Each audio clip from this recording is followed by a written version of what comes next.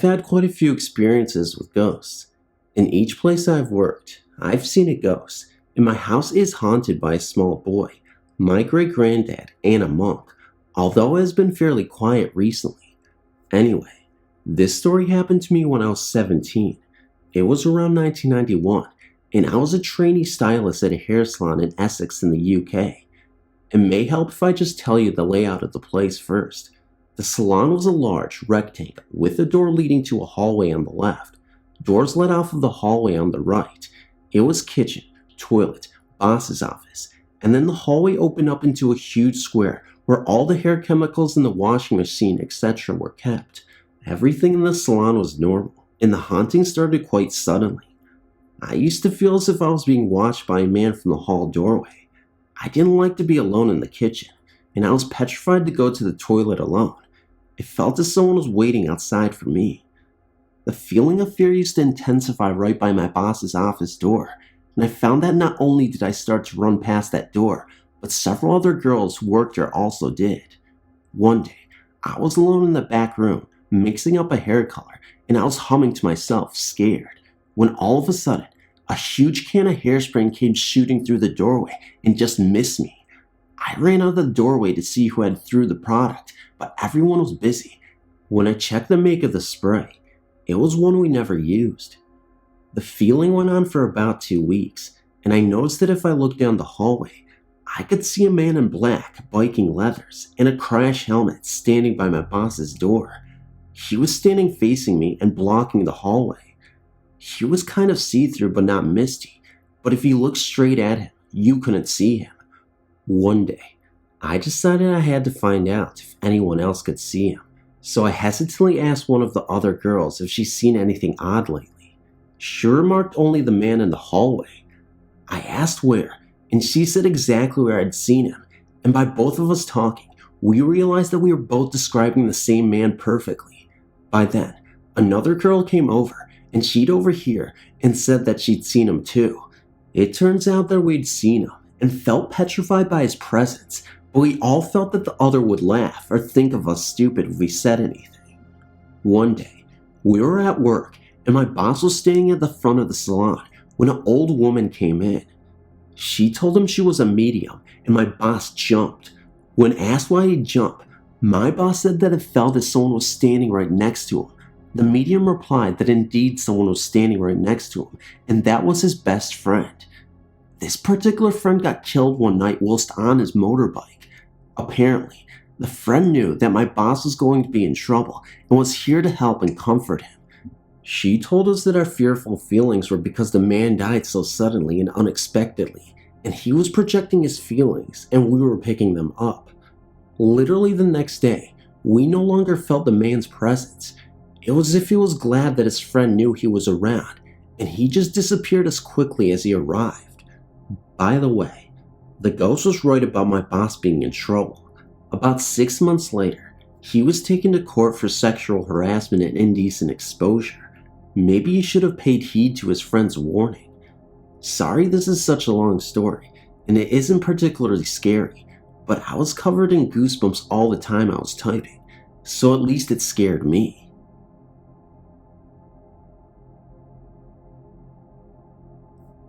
My personal favorite story didn't actually happen to me, but I got to see and smell the aftermath. I'm a manager in McDonald's, which is located in a mall. Most nights, I don't get out until after 10 p.m., and that means that I have to sit there at the transit mall across the street for an hour and a half, waiting for a bus home. They only run every 2 hours after 7 p.m. The buses usually start showing up around 11:20 or so. Well, on the night in question, my boss comes pulling up around 11:10, and the driver pops out of that vehicle like his butt is on fire. Now, I've ridden this bus for 4 years with the same driver most of that time, and he is a nice, average guy who isn't prone to stories, and he won't even talk about this now. He calls me over and asks me to get on the bus and see if I can smell something. I got on, and sure enough, it didn't smell too good in there. A sweet, icky, nasty smell, but it isn't real strong enough though, just barely there. When I told him that yes, I could smell something, He told me a truly strange tale. We live in a long, narrow river valley in the heart of the Appalachian Mountains. The bus services several smaller cities and towns up and down both sides of the rivers. His run takes him west down one side of the river to the transit mall, then east up the other side of the river. He had just started his run west to the transit mall when he stopped to pick up a few people, so he had a few people on the bus with him when he stopped a few miles further down to pick up this one guy. As he put it, drivers pick up a sense for people after a few years, something that tells them that this might be a problem. This guy was perfectly normal, but he set off the driver's internal bells for some reason, so the driver was keeping an eye on him. They got another few miles down the road when the people in the back of the bus started complaining of a smell and opening the windows. It wasn't long before all the passengers and the driver all had windows open because the smell was quite strong and, as I said, quite nasty. He even got out of his seat at one stop and looked for something that might account for it, but couldn't find any place where the smell was stronger and might indicate a source. Eventually, he hit the outskirts of the city, and all his passengers, including the one he got a bad feeling about, had gotten off. Again, he looked through the bus, trying to find that smell, and couldn't find anything. He decided that since it was late, and he usually didn't pick up anyone until the transit mall, which was still a good 6 miles on up the road, that he would just turn off all the internal lights and cruise into downtown with some windows open and hope the smell went away. He had made it about halfway when the buzzer indicated that someone wanted off the bus went off. He set out of habit because his mind was on something else. He stopped the bus and opened the doors. No one got off because no one was on the bus. This unnerved him a little, but he rationalized it on the spot as to shorten the wiring, shut the doors, and off he went. Then he realized that the awful smell that had plagued the bus for almost 30 minutes, despite opening windows, was starting to fade. Now he started putting two and two together and not liking the smell one bit. That was why he spent the whole way into the transit mall, hoping for someone to get on the bus to verify that the smell existed. I was the only passenger he had on the final leg of his last run that night, and he asked me to ride all the way to the end of the run with him and let him drop me off at my stop on the way back. This was somehow how unnerved he was. I was off the next day, so I didn't mind not getting home until almost 1 a.m. So I did.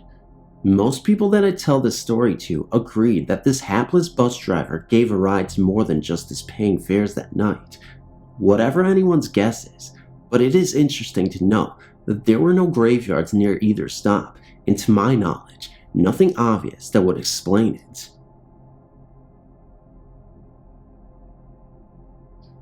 Hi there. There are many people that know me that also know my story, but they are mainly close friends and also people who can attest to what I'm writing. My tale begins when I was a young girl, around 2 or 3 years of age, and I was nearing the time when I was almost ready to move from my cot, a big one, which was why I was still in it at that age, to a proper single bed. I don't remember this, but my mother told me a few years ago when the ghost topic came up that she would often pass by my room to hers and hear me talking. Normal that a toddler would be talking at that age, right? Nope. Apparently, this was not the usual toddler babble. This was fully coherent, intelligent conversation. I would be sitting up in bed, clutching a teddy bear my grandmother had bought me, and talking to something that was sitting across from the cot at the other side of the room. My guess was this presence I was chatting with was sitting on my toy box, which was made to look like a little seat. My mother claims it frightened her at first, but I seemed happy and unhurt, and so she let it be. She never told me what I was talking about during those times though, only that this was almost as if I was an adult talking to another. That presence was one I came to recognize as I grew up as a friendly spirit, one I actually said hello to as I entered my room on occasion. The feeling I would get after that was always one of pleasantness and peace. I suppose that was the beginning of my ghostly experiences. I must explain about the house I grew up in. It was built well before World War I, in a new suburb of Melbourne, Australia. My room was actually the main room, and would have been the lounge or the sitting room when it was first used. It was the most ornate and had its own fireplace. Across the long hallway that ran from the living room to the front door was my parents' room and my little sister's room. Down the hall, we ended up coming into the lounge room and the dining room. That was the most original of the house. The kitchen, bathroom, and sunroom were all later extensions added in the 50s. Back to my tale. The next occurrence of a ghostly experience I can remember was playing with a homemade Ouija board with my best friend, and being silly little girls of about 10, we asked a deadly question: how do we know you're really here? Well, as it turns out, music from the now bricked-in fireplace started playing. It was a single saxophone playing soft, relaxing tunes. Although the sound wasn't in itself scary, the fact that it was actually playing after we asked scared us both out of our minds. The sound actually continued for a few days before it eventually faded out. When I was older, I'd researched the deeds to the house and asked around. Apparently, there was a musician who passed away in that room of the house in 1923. The next event I remember clearly happened when I was about 12. I'd yet another friend sleep over for a night. Around 2 a.m., I woke up with a start to find a figure standing in my doorway. Instantly, it hit me that this was indeed a bad presence, and I started sweating. The presence was tall and menacing in its appearance, though. I couldn't see any distinguishing features. The one thing I do remember as clear as day was that he had a very bright, glowing red aura about him. That's what scared me the most. He was leaning against the left side of the door frame, casually, as if he were waiting for me to get out of the bed to get a closer look. Of course, there was no way I was going to do that, so I lay there watching him, watching me, until gradually he began to fade. He actually backed away from the door as he vanished. Anyway, once the figure had vanished, I leaned over my bookshelf that was at the end of my bed and asked my friend if she was awake. All she said was, "Did you see him?" We both burst into tears, and she crawled into my bed. We both fell asleep huddled up, too afraid to go to my parents' room. We have never been able to talk about that night. That was also when the trouble with my younger sister's room began. From that time, whenever I'd walk into my sister's room, I would get chills and just feel as someone was watching everything I was doing. There were several occasions when I even see shadows moving across the walls or objects moving out of the corner of my eye. I could never spend more than 5 minutes in that room by myself, and I could never go in there at night, not by myself anyway. At first, I thought my sister wasn't affected by the presence, but I was soon to be proven wrong.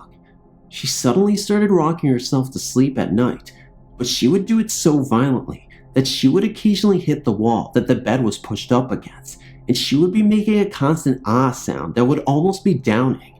When she was a little older and still doing it, I asked her why she did it. She said, "So I don't see the lights that come, and so I can't hear the noises." I burst into tears. My little sister was being terrorized, and there was no one around who would believe me. There were many times during our lives in the house that I would wake up, seemingly at the same time as my sister would sit up in her bed herself, though not awake, and just have her eyes open, staring into space towards my room. The first time she did this, I talked to her to see if she was alright, but there was no response. Whenever this happened again, I would wake her up and put her in my room on the spare bed. She would never know why I was waking her up, but what was happening was scaring me, and I didn't want her in that room anymore. One night, I woke up to find her clawing at the wall, trying to either crawl up, along it, or away from something that was scaring her. Even then, she was still asleep, though she woke up and burst into tears, and I ran into her room and begged her to sleep with me. From that night, whenever she wanted to sleep with me, I'd let her, school night or not.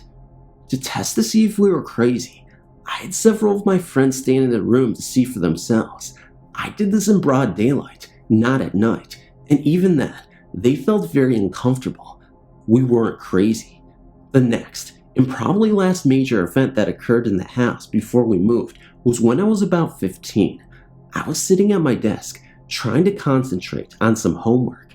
My family had gone shopping about 20 minutes beforehand and had let me stay home to do my studies. I was sitting at my desk, which was pushed against the same wall the door was on. In fact, when the door was opened, It would hit against the side of my desk, which meant only open to 90 degrees, so I had a clear view into part of the hallway. Anyway, I was busily trying to concentrate on my homework when I heard someone running up the hall. I looked up thinking I'd just missed seeing the person run past my door. I yelled out for Erica, thinking that she might have stayed back and was playing around as younger siblings do. But there was no reply, so I put it down to my imagination again. But the noise happened over and over again. I got rather nervous, but went to investigate, finding nothing. I gave up eventually and headed out to the kitchen to do the dishes, as is my normal chore. As I was washing up, I distinctly heard the sound of someone walking the length of the kitchen, the sound of bare feet on limo, just that soft padding sound, but it still made me uncomfortable. I looked over my shoulder and saw nothing, so I just continued with the dishes. The moment after I'd turned around, I felt someone blow a stream of cool air across the back of my neck. I spun around, sending water everywhere, and stared at nothing. To my dismay, there was nothing in the room. I was so tense, I was actually at the point where I was wishing there was something I could see so I could scream and run from the house. As it was, I calmly walked outside and sat in the backyard playing with the dog until my family returned home. There were no more major occurrences of anything happening after that, except for the fact that something was still getting at my sister.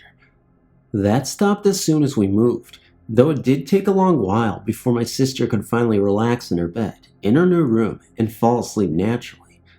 So far, there's only been 2 different occurrences in the new house, which happened in late 1997. They both happened on the same night. My friend from university was over at my place, and we were studying late into the night, working on a combined essay.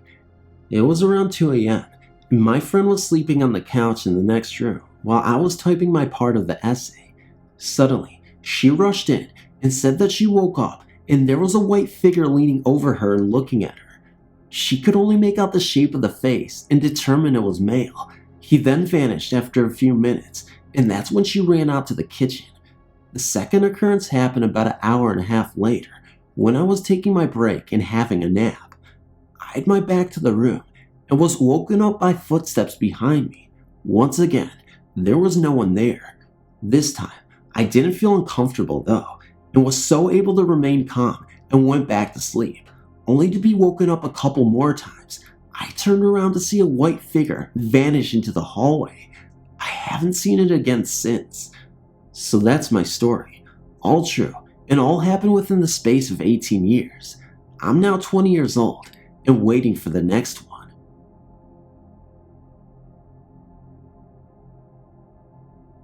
My mother and I moved to Colorado when I was 15. We had all our stuff sent ahead of us, so we had no furniture to use for a few weeks while I finished the last of school, and my mother made all the final arrangements. A friend of my mother's told us that we could stay at her house until we left. Now, I was not too happy with this notion, because for as long as I can remember, this house had given me the willies just because it is one of those Victorian jobs with all kind of windows, but a long dark hallway with not a single one. Better still, her mother had recently died, and strange stuff had started happening in the house. A few months earlier, while we were all eating at the kitchen table, a light that was hanging on the wall over the table had just switched itself off. I was sitting right under it when it did it, and I quite audibly heard that switch, and when I reached up to turn it back on, it was so cold. This light had been on for several hours, and should have been hot. Well, I should have learned about the spirit thing for lights right there, but things just got better. The morning after we descended on Jane's house, I got up at 5 a.m. so I could take a bath and wash my hair before I had to catch a bus at about 6:45. I was the only one up at that nasty hour. Now, Jane's bathroom is huge and had this old-fashioned claw-footed tub in it. There is an overhead light with a switch by the door, a lighted panel all the way around the mirror with a switch next to the mirror, and as a nightlight, Jane kept a set of those cheesy Christmas candle lights set on the back of the toilet with a switch and the cord. Now, every one of these light sources is at least 3 to 5 feet from each other. So I'm in the tub, minding my own business, when I find myself in total darkness, and I do mean total. Jane's house is out from anything on about 7 acres that she owns. Best yet, I heard that light switch flip off. Now, I don't know if any of you have ever tried to get out of a deep claw-footed tub in total darkness with shampoo in your hair that is trying to run into your already blinded eyes, with this panicky feeling that someone else is in the dark with you, but I don't recommend it. Once I had the overhead back on, I turned all the lights on, including the cheesy Christmas candle lights. A few mornings later, the same thing happened, only this time I had all the lights on. After about the count of 10 or so, while I am trying to absorb into my brain that it happened again, the light around the mirror goes out. I'm serious, people. I could hear those switches being flipped. Well, tell you what, I got my butt out of that tub and had the overhead back on before the cheesy Christmas candle went out. And yes sir, it did go out. This became a morning ritual at this house. Not every morning, but at least 4 times a week.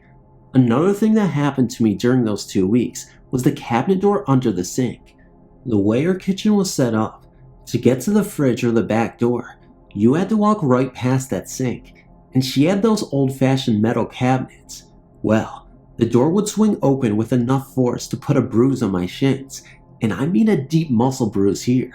That only happened maybe 3 times thankfully, but that was enough to have me almost climbing over the kitchen table to avoid that sink. These things only happened to me. Here is one that we would all see. There's this old-fashioned lamp on Jane's TV. It doesn't give off much light, but enough so that you can see where you're going. This lamp would flicker, and before anyone says anything about wiring or short, no. Jane had the lamp checked and the wiring to the house checked because she started worrying about a fire. This of course after we had already moved to Colorado, and it would do it when everyone is sitting down, so no one was moving around to jar the lamp. Jane had got remarried a few years later and moved out of the house. She still owns it, but her tenants haven't said anything to her about lights or anything, and now the lamp acts just fine. It might also help to know that about 6 months prior to all this, Jane's mother died. She was over 90 and had bad dementia when she died, but she still remembered Jane and would beg her every time Jane visited her at the nursing home to let her go home. 2 days after she died, Jane was cleaning out her mother's room, and not being in the greatest health herself, she got tired and decided to lay down on the bed and take a nap. In her dream, she said that she could see the door to that bedroom as if she was lying on the bed. Well, in walks her mother, about 20 years younger with 2 suitcases. She looks right at Jane and says, "I'm finally home, and now I am staying." That was when Jane woke up.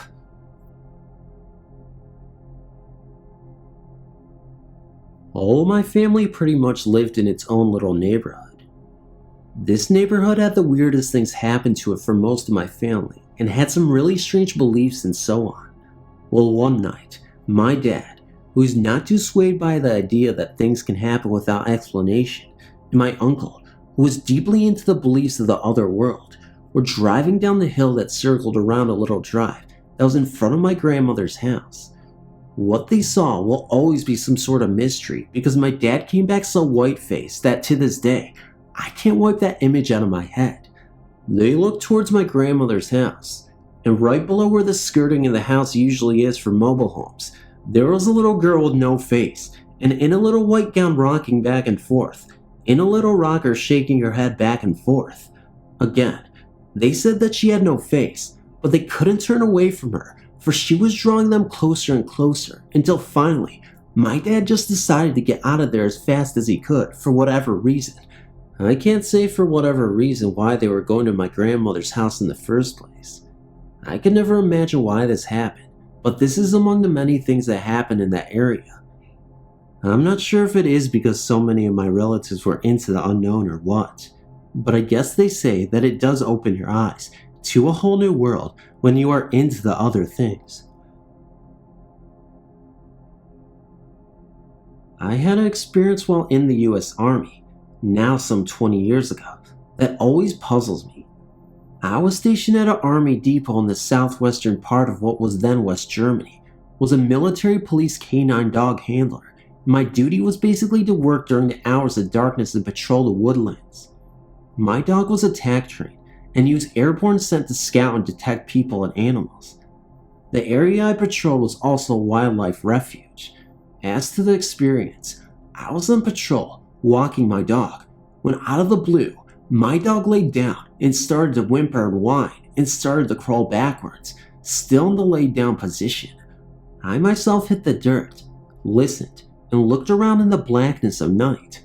I neither heard a sound nor saw any movement. I guess that this activity continued for at least 3 to 4 minutes. Then my dog stood up and continued being himself.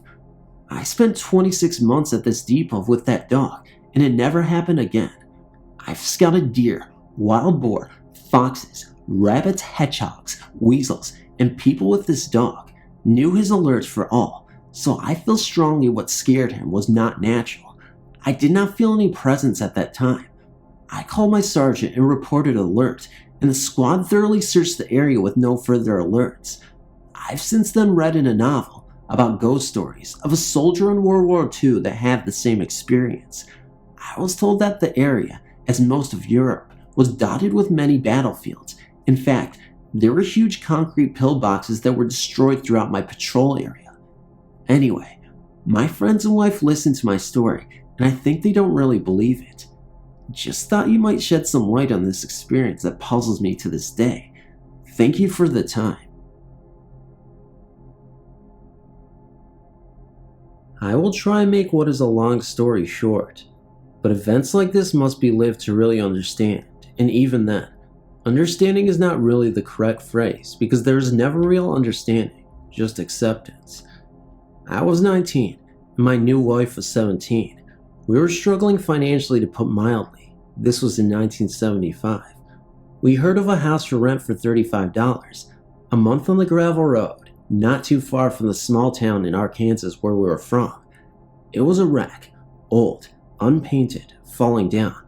But at that price, what the heck? We were young, and to be honest, partiers. As long as we had a place to crash and have our friends over, well, it would do. The first we heard of the place being haunted was when an old man came around selling wood. We had a wood stove. He told us not to buy as much as no one ever stayed long, as people say the place is haunted, and I know for a fact a murder happened here years ago. Perhaps that set us up to start manufacturing a ghost, as some would say, but to tell the truth, we never gave it a thought. Every night was a party. Most of my friends still lived at home, and so our place became the hangout. But slowly, things got strange. It really started when I started talking about taking a job in Texas and our moving. It was as if something didn't want us to leave. This was something we were surprised later upon reflection, as if the life we had brought into the place was somehow welcome. Anyway, to strive for brevity, there was a room that we never used. It was always cold and eerie. Some of this is going to sound textbook ghost story here, but these are the events. This was a very small shack of a house, and we needed the room, but you just couldn't be in there long. This wasn't just us. Everyone said the same thing. We went to Texas to interview for the job. Upon our return, we found a strange sight. Everything from the refrigerator was in the center of the kitchen floor in a mound. Things were missing from around the house. We actually found the missing items in impossible places at later times, and the really strange thing was that all the doors and windows were still locked. My grandmother had been keeping an eye on things and had called us in Texas to tell us from looking in the window. It looked as if it was broken into, but she couldn't get in to see because somehow they must have locked up when they left. This was the beginning of it actually. The place began to be unlivable. No noises, feelings of not being alone, depression, feelings of suicide, and finally, the event that caused us to move out immediately. My wife had tried to stay there alone a night before this event, as I was away, but she could not. We had gone to bed, but had left the stereo on in an adjoining room. The stereo was a straight shot from our bed, nothing except a doorway without a door between us and it. My wife got up and went to switch it off. As she was returning, in clear sight of me in the bed, she screamed and dived into the bed. "Someone's in the house," was her words. I grabbed the pistol and went looking. Of course, nothing. But from her far shoulder to her buttocks was 4 scratch marks, like a hand had raked down her back. We moved out the next day.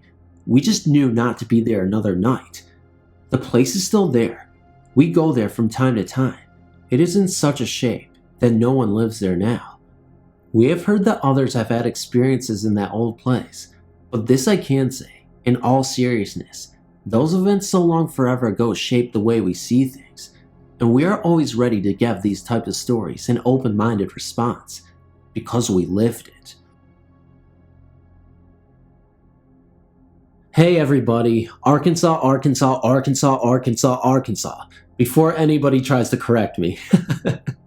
Anyway guys, everybody knows that it's the time of year where it's January and there's no holidays or anything. So this is Phantom of Darkness with no holidays anymore. I mean, that's my name on Twitter, if you guys didn't know.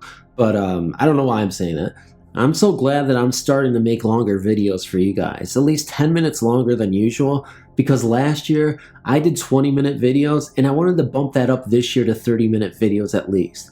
I'll see if we'll do it, because I think we're doing it right now, because I mean the last 2 videos are 30 minutes. So with that being said, why don't you just share this video and start sharing around social media like Facebook and all the weird social media places that we always love to be around, and Twitterfy it, and social media like Facebook, like I just said, Facebook, and the Book of Faces, the Face of Life, you know what I'm saying?